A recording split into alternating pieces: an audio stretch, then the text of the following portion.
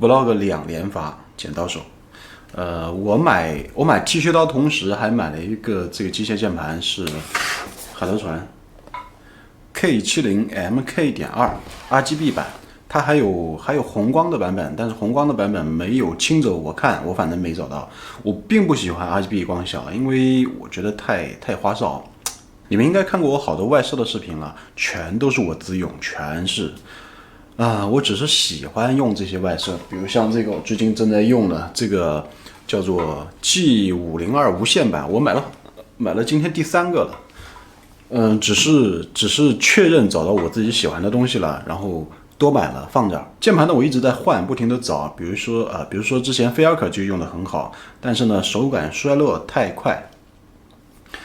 我现在正在用的是一个 IKBC 的，不贵，应该300多块钱吧。然后我把它原来的 PPT 的键帽给换成了 ABS 的。PPT 呢，你们会说能够用的耐久一点，不容易打油。我不觉得呀，我觉得打油很有那种斑驳感，我喜欢。ABS 呢，它会更加确认一点，更加脆一点，很明显。就这个键盘，我一开始一点都不喜欢，就 PPT 的。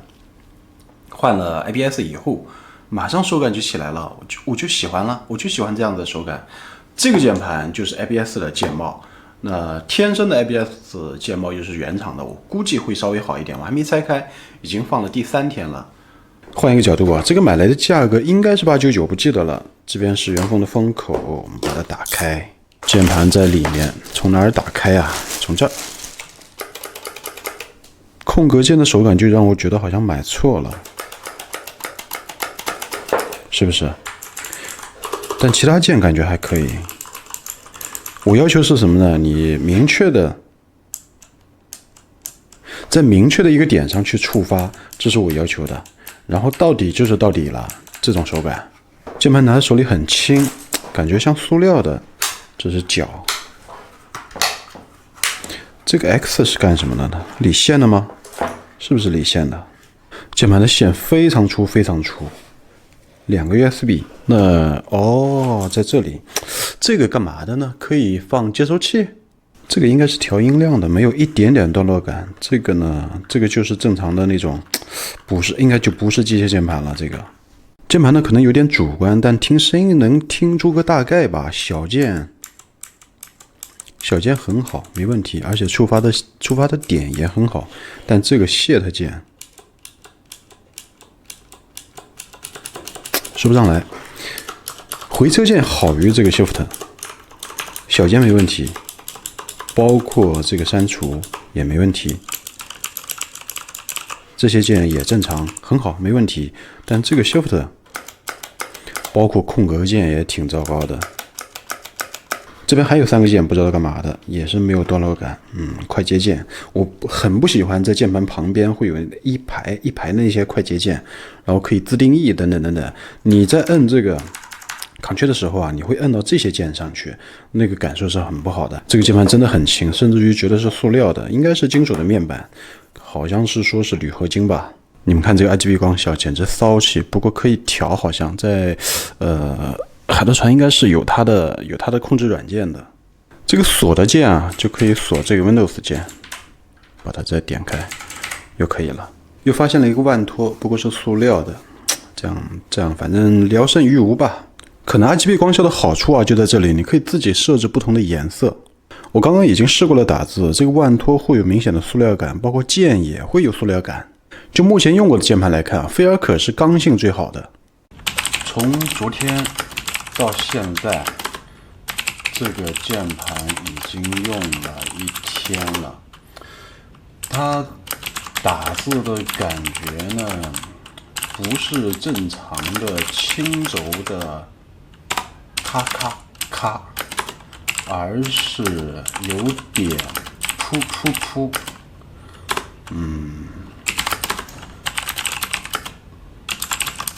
不知道大家是不是理解？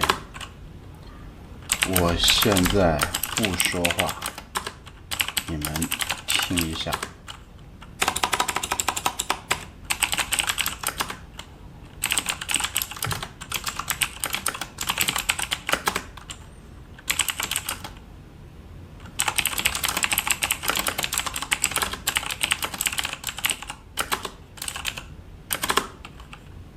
这个键盘呢，我差不多已经体验完毕了，不能说不好，但是它不够轻轴，还是不够轻轴。虽然已经是樱桃的轻轴，又是这个什么 ABS 键帽啊，但是手感还是欠缺一点，菲尔可的那种确认感，就彻底的在一个点上去触发的那种确认感，它也有。它不是那种 PBT 的那种键帽的那种肉的感觉，它比那些好太多了。好了，仔细感觉一下，你会觉得，它的出发点会不够润。这个我不知道可不可以用上一些硅脂那个叫什么硅油来解决。然后就是它到底以后还有一点点的，你们看我的动作。它还有一点点的做工的感觉，你懂我意思？就它的回弹的力度有一点到底了，还有一点给你回馈的感觉，这个就很不好了。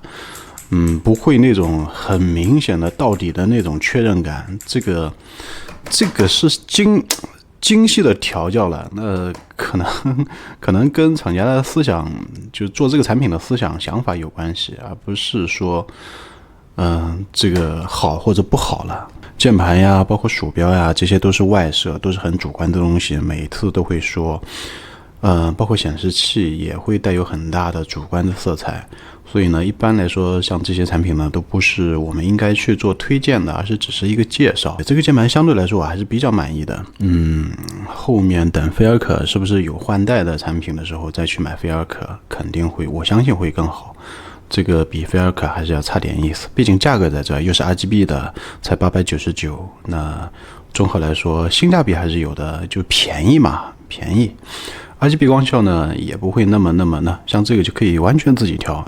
海盗船有自己的软件，完全自己调成自己喜欢适应的颜色。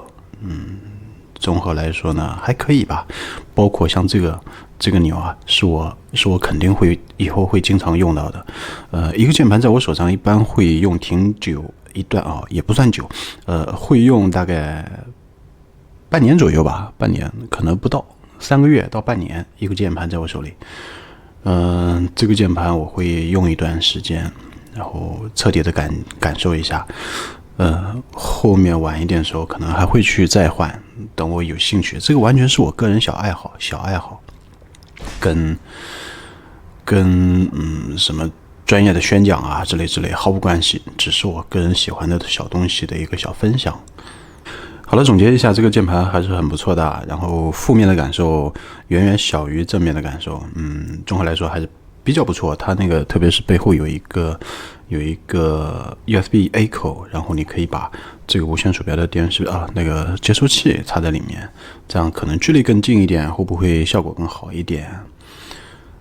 主板的背后的 USB 口还是很重要的，尽量买主板的时候挑选背后 USB 口多一点的，或者你用，比如说我正常用的 PCIe 插槽的那个扩展坞也可以扩展出来，那你就会要求你有可能 PCI 插槽或者 PCIe 插槽会多一点，或者说主板上面的扩展的 USB 口可以多一点，也有那种几块钱的，我现在就用的那个去连这个，因为不是高速设备嘛，那我就用的那个是从主板上引出来的 USB 口，那是用的那个，然后也有 3.0 的，3.0 是插在机箱前面，但机箱前面一般来说插拔次数多啊，等等，它容易坏。一般来说，机箱前置的 USB 口不会太影响。我用的海盗船的机箱，有一个也坏了，按说也不便宜，但是也坏了。所以说呢，其他没什么了，反正这期就这样了。